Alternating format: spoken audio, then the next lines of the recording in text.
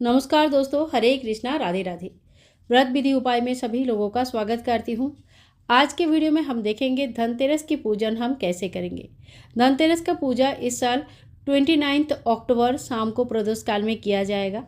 तो आप चौकी सजाकर पूजा कर सकते हैं और इसी चौकी में ही आप दीपावली की पूजन भी कर सकते हैं। तो चौकी कैसे सजाना है, पूजा हमें कैसे करनी है, कौन सी देवी देवता का इस दिन पूजन की जाती है, इन समस्त डिटेल्स जो है ना इस वीडियो में मैं आप सभी लोगों के साथ शेयर किया है। तो चलिए शुरू करती हूँ आज का वीडियो। और एक छोटी सी रिक्वेस्ट, अगर वीडियो पसंद आती है तो प्लीज़ लाइक कीजिएगा, शेयर कीजिएगा और चैनल को सब्सक्राइब कीजिएगा।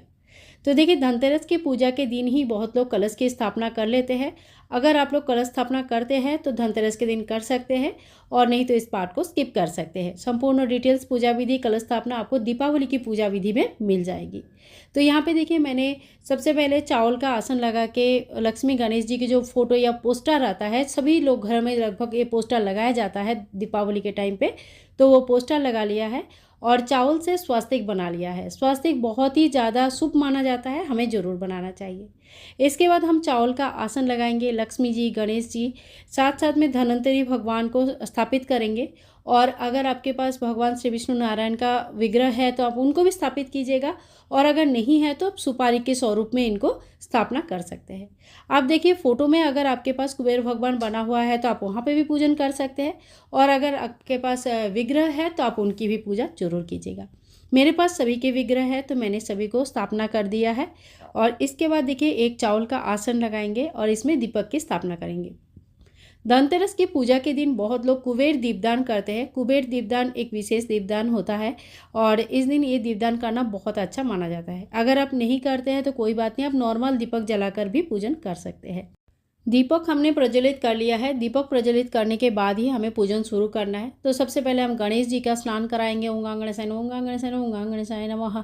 इस तरह से माता लक्ष्मी जी, भगवान नारायण जी और साथ साथ में कुबेर भगवान और धन्वंतरी भगवान का भी हम स्नान कराएंगे। स्नान के बाद सभी को हम टीका लगाएंगे और सभी को हम वस्त्र चढ़ाएंगे। तो देखिए, वस्त्र कलावा स्वरूप चढ़ाया जाता है। आप चाहे तो जितने भी देवता है सभी को जेनोई चढ़ा सकते हैं। जेनोई अगर आपके पास है तो ठीक है, और अगर नहीं है तो कच्चा सूत से भी 7 बार लपेट कर आप जेनोई बना सकते हैं।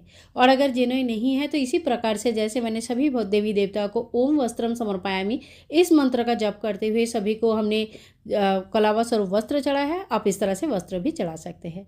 फिर जितने भी देवता है सभी को चंदन का टीका लगाना है। माता लक्ष्मी को हमें रोली या कुमकुम का टीका लगाना है। सभी भगवान को हम टीका लगाएंगे। इत्र लगा सकते हैं आप, वस्त्रों में भी इत्र लगाकर चढ़ा सकते हैं या अलग से भी इत्र लगा सकते हैं। माता लक्ष्मी को चंदन का टीका नहीं लगती है, ध्यान रखिएगा। और उनको सिंदूर चढ़ा सकते हैं। आज के दिन आप रोली या कुमकुम से टीका कीजिएगा। साथ साथ में जो दीपक की हमने स्थापना किया है उनकी भी पूजन किया जाता है। अग्नि देवता का भी हम पूजन करेंगे। इसके बाद हम भगवान को भोग चढ़ाएंगे। तो देखिए, खील बतासे के भोग सबसे ज़्यादा महत्वपूर्ण माना जाता है, सबसे विशेष होता है। इसके अलावा घर पर आप जो भी मिठाई बनाया है या बाज़ार से लाए हैं वो सारे मिठाई फल वगैरह चढ़ा सकते हैं। और आज के दिन धनिया जरूर चढ़ाया जाता है। कहते हैं कि घर में धन धान्य की बरकत के लिए धनिया हमें जरूर चढ़ानी चाहिए। इसके बाद देखिए, भगवान धन्वंतरी की पूजा में आयुर्वेदिक चीज़ों का विशेष महत्व है। तो आपके घर में जो भी आयुर्वेदिक चीज़ें हैं, जैसे नींबू है, आंवला है, लौंग, इलायची, सुपारी, बतासा वगैरह जो भी है, साथ में नीम के पत्ते, तुलसी के पत्ते, एलोवेरा के पत्ते, पपीते के पत्ते, ये सारी चीज़ें आप चढ़ा सकते हैं। तो समस्त प्रकार के आयुर्वेदिक औषधियाँ इस दिन भगवान को जरूर चढ़ाया जाता है आरोग्य लाभ के लिए। इसके साथ ही देखिए, हमने सोना चांदी जो भी खरीद के लाते हैं वो सारी चीज़ें भी हमें यहाँ पे चौकी में रखना है। हल्दी और कुमकुम का टीका करनी है। और बहुत लोग आज के दिन खरीद के लेके आते हैं और पूजन इनकी दीपावली के दिन करते हैं। तो देखिए, आपके यहाँ पे जो भी प्रचलन है आप उस तरह से पूजन कर सकते हैं। इसके साथ ही आज धन पोटली की पूजन किया जाता है। अगर आपने पहले ही बना के रखा है धन पोटली तो आज इनको खोल के भगवान की चौकी में रखिए और इनकी विधिवत पूजा कीजिए। सभी को गंगा जल छिड़किए, उसके बाद टीका कीजिएगा। और इसी तरह से ना धन पोटली का भी धूप दीप दिखाइए और पूजा कीजिए। और अगर नया बनाना चाहते हैं तभी भी आप नया सामान लेके आइए, उनका भी इसी तरह से धूप दीप दिखाइए, फूल चढ़ाइए और फिर पूजा करके दीपावली के दिन पूजा होने के बाद अगले दिन सुबह पोटली में भरकर हमें रख देनी है। अगर आपके पास सोना चांदी वगैरह नहीं है तो सिंपल पैसे भी आप चढ़ा सकते हैं, वो भी धन के रूप में ही पूजित होती है। इसके बाद हम धूप और दीप दिखा देंगे, पंचोपचार पूजा कर लेंगे। तो देखिए, अगर आपने कुबेर देवता का कुबेर दिया का स्थापना किया है तो उस दिया को हटाया नहीं जाता, हिलाया नहीं जाता। लेकिन अगर आपने नॉर्मल दिया का स्थापना किया है सुबह शाम का पूजा का, तो वो दिया से आप आरती कर सकते हैं। अगर कुबेर दीपक स्थापन किया है तो आप अलग से कपूर या दिया जलाकर फिर आरती कीजिए। गणेश जी की आरती कर सकते हैं, माता लक्ष्मी की आरती कर सकते हैं और सभी को आरती दिखाइए, पूरे घर में आरती घुमाइए, ये बहुत शुभ होता है।